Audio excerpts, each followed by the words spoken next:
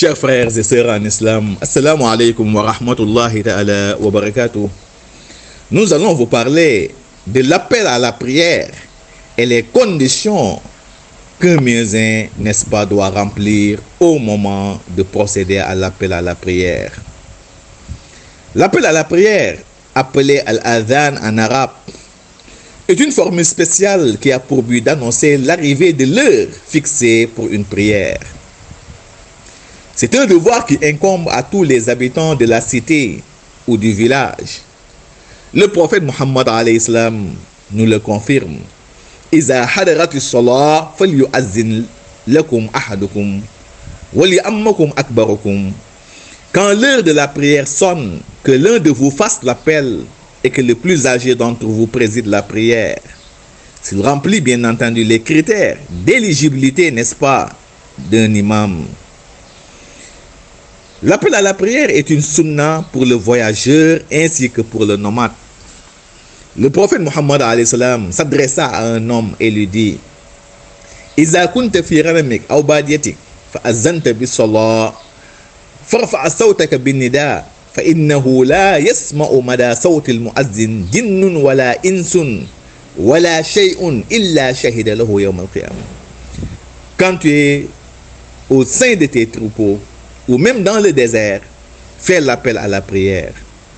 Et quand tu le fais, élève ta voix, car tout djinn, tout homme ou toute chose qui entend cet appel viendra l'attester, n'est-ce pas, au jour dernier. Chers frères en islam, l'appel à la prière en tant que tel présente beaucoup de mérites. Celui également qui l'exécute, c'est-à-dire le muezzin, aura un rang exceptionnel au jour dernier. Le prophète Muhammad alayhi salam nous le dit: Innal mu'azzinina atwalu nas a'naqan yawm al-qiyamah.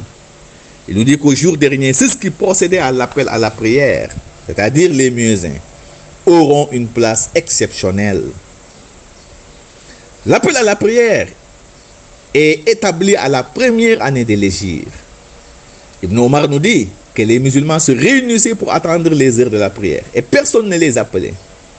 Alors ils se sont consultés à ce propos. Certains ont dit: n'utilisons pas un clocher comme le font les chrétiens. D'autres ont dit: n'utilisons pas une trompette comme celle des juifs. Omar a dit: pourquoi ne pas envoyer un homme pour appeler à la prière? Et c'est ainsi que le prophète Muhammad alayhi salam nous dit, ou dit alors: Ya Bilal, qum fanadi bis-salah, ô Bilal, va et appelle à la prière. Hadith rapporté par Ahmad et Bukhari. Chers frères en islam, ce n'est pas n'importe qui est habilité à faire l'appel à la prière. Et c'est pour cette raison que la législation islamique érige des conditions pour celui qui fait l'appel à la prière, c'est-à-dire le muezzin. Premièrement, il doit être un musulman convaincu. Il n'est pas permis à un non-musulman de procéder à l'appel à la prière, même s'il a une belle voix et maîtrise parfaitement les termes de l'appel. Deuxième condition, le muezzin doit être un homme et non une femme. L'appel à la prière fait par une femme n'est point valable du tout. 3. Le muezzin doit être une personne majeure. L'appel à la prière fait par un mineur, autrement dit quelqu'un qui n'a pas encore atteint la puberté, cet appel n'est point valable. 4. Il doit jouir de toutes ses facultés mentales. Un malade mental n'est pas autorisé, n'est-ce pas, à faire l'appel à la prière. 5. Il doit être une personne honnête, juste, d'une bonne moralité. Un hypocrite ou quelqu'un qui a une moralité douteuse ne peut en aucun cas être un muezzin. 6. Le muezzin doit avoir une parfaite maîtrise, n'est-ce pas, des heures de l'appel à la prière.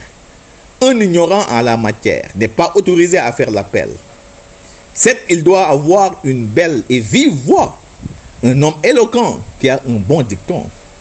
8. Il doit être pur, loin de toute impureté au moment de procéder à l'appel à la prière. 9. Il doit se tenir en position debout au moment de faire l'appel à la prière et non en position assise, exception faite à celui qui a un handicap pour se tenir debout. 10. Le muezzin doit se diriger, n'est-ce pas, vers la Qibla, c'est-à-dire la Kaaba, sauf s'il ne dispose pas de sonorisation. Et dans ce cas, il peut se tourner légèrement vers d'autres côtés pour se faire entendre. 11.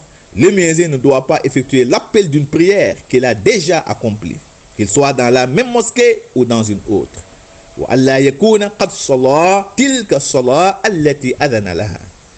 12. Il ne doit pas parler ou tenir des conversations ou même répondre à une salutation au cours, n'est-ce pas, de son appel à la prière. 13. Enfin, le muezzin, une fois qu'il a effectué l'appel à la prière, il ne doit plus sortir, n'est-ce pas, de la mosquée, sauf pour une urgence ou en ayant l'intention d'y retourner après son occupation. Voilà les conditions qu'un muezzin ou toute personne désirant, n'est-ce pas, exécuter l'appel à la prière doit remplir pour que son appel puisse être valable. Chers frères en islam, il est formellement interdit à celui qui fait l'appel à la prière de le faire avant son heure, sauf pour l'appel à la prière de l'aube. Pour cette dernière, on peut l'exécuter durant le dernier tiers de la nuit, avant l'apparition de l'aurore, c'est-à-dire vers 4h30, voire 5h du matin. Il est formellement interdit également à celui qui fait l'appel à la prière de déformer ou de mal prononcer les lettres de la formule de l'appel. Ce qui fait que le muezzin doit tout faire pour se conformer, n'est-ce pas, à certaines règles de phonétique, pour ne pas changer le sens ou la signification, n'est-ce pas, des termes, surtout concernant, premièrement, la lettre A dans Allahu Akbar. La lettre A dans Allahu Akbar. Il doit éviter d'allonger ou de tirer le A. Quand il dit Allahu Akbar, là, il change complètement le sens. Allahu Akbar signifie Allah est grand. Si vous tirez sur la lettre A, cela ne va plus signifier Dieu est grand. Mais une interrogation, est-ce que Dieu est grand? Parce que c'est un alif istifham. Voyez le danger qu'il y a sur le fait de tirer ou d'allonger une lettre qui ne devrait pas être tirée. Deuxièmement, sur les erreurs à éviter, le muezzin doit éviter de tirer sur la lettre A dans Ashhadu.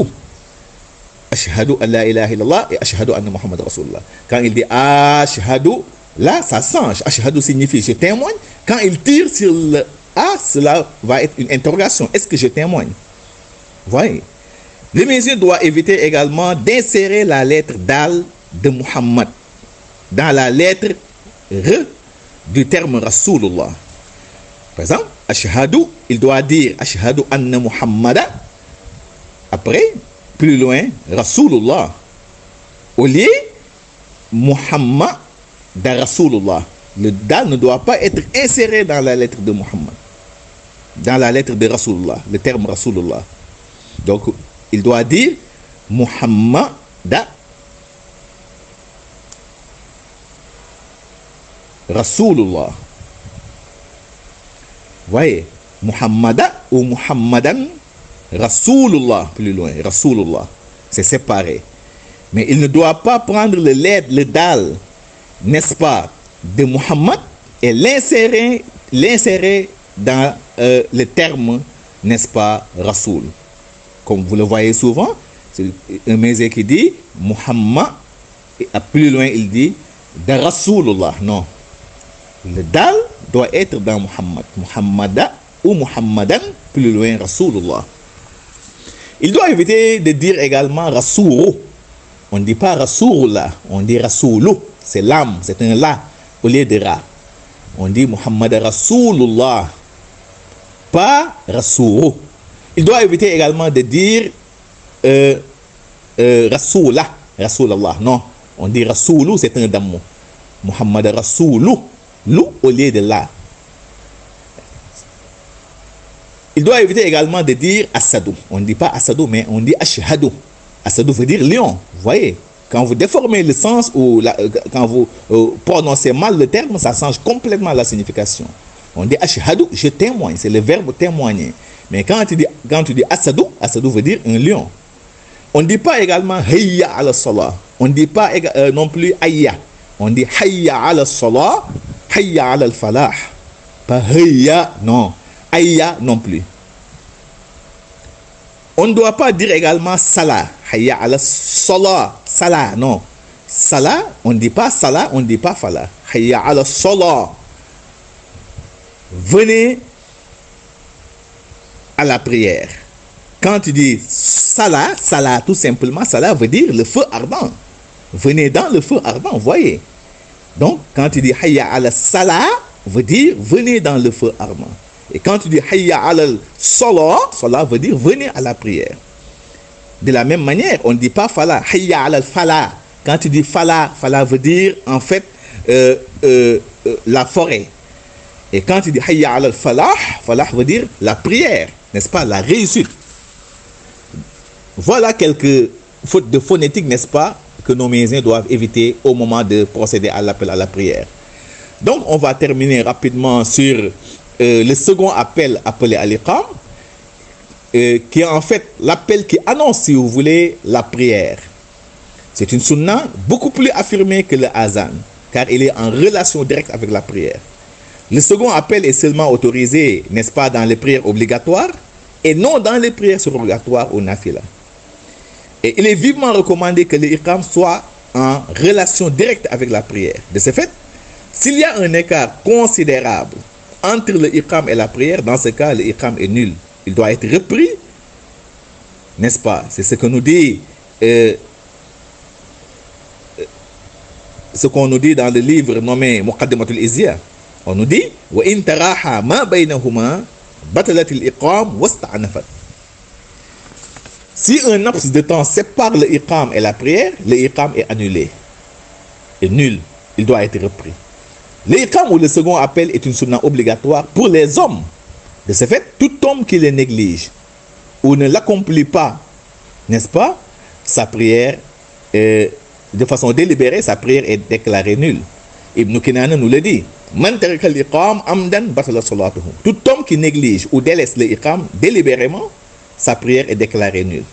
S'agissant maintenant d'une femme, si elle prononce le iqam, c'est une bonne chose. Si elle ne le fait pas, elle n'aura aucun péché. Il est recommandé pour une femme de prononcer le iqam à voix basse.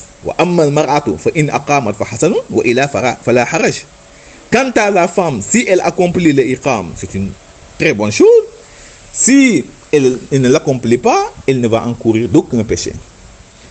Et la femme n'a ni le droit, si vous voulez, de faire l'appel à la prière, ni le droit également de faire iqam, d'après le hadith de Ibn Omar. Il nous dit,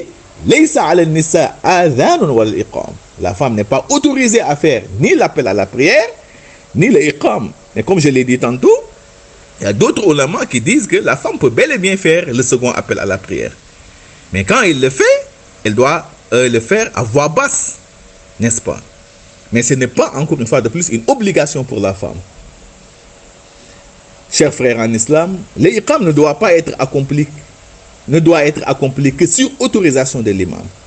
Celui qui exécute le iqam doit remplir les conditions suivantes. Premièrement, il doit être d'abord un musulman convaincu. Un iqam fait par un non-musulman n'est point valable. 2, il doit être un homme et non une femme. Un iqam fait par une femme est déclaré nul et doit être repris. 3, celui qui exécute le iqam doit être majeur, pubère. Un iqam fait par un impubère n'est point valable. 4, il doit être saint d'esprit, disposant de toutes ses facultés mentales. Un iqam fait par un malade mental n'est point valable. 5, celui qui exécute le iqam doit être un homme honnête, sincère, d'une bonne moralité. 6, il doit être pur, autrement dit remplir toutes les 2 formes de purification. Sinon, cela rend la prière invalide. 7, il doit couvrir entièrement le corps, autrement dit porter des habits corrects, décents, n'est-ce pas, au moment de procéder, n'est-ce pas, au second appel à la prière, c'est-à-dire à l'iqam. 8, il doit se diriger vers la Kaaba au moment d'exécuter l'iqam. 9, il doit bien veiller à la bonne prononciation des termes de l'iqam, surtout sur le terme qad qamati salah. On dit qad qamati salah et non qad qamatu. Donc, voyez quelques règles donc de phonétique générale qu'il faut respecter. 10, il n'est pas toléré à celui qui a déjà accompli l'iqam de rendre le salut, de tenir une quelconque conversation, de répondre au téléphone ou autre. S'il fait un de ces actes, dans ce cas, l'iqam est déclaré nul. 11, il ne doit pas accomplir l'iqam d'une prière qu'il a déjà accomplie. Autrement dit, s'il a déjà accompli sa prière, il ne lui est pas autorisé, n'est-ce pas, de faire l'iqam pour des fidèles qui s'apprêtent à accomplir une prière. 12, Le fait d'oublier d'accomplir le iqam n'annule pas la prière et n'entraîne pas non plus de prosternation qabla salam. 13. Enfin, les termes de l'iqam doivent être faits en impair et non en pair, sauf le terme Allahu Akbar, contrairement à l'azan. 14. Il n'y a pas d'inconvénient de prononcer à 2 reprises le terme Qad qamati salah, car il y a d'autres hadiths au mazhab même qui soutiennent cela. Chers frères en islam, nous voilà au terme de notre rappel. Merci et à la prochaine.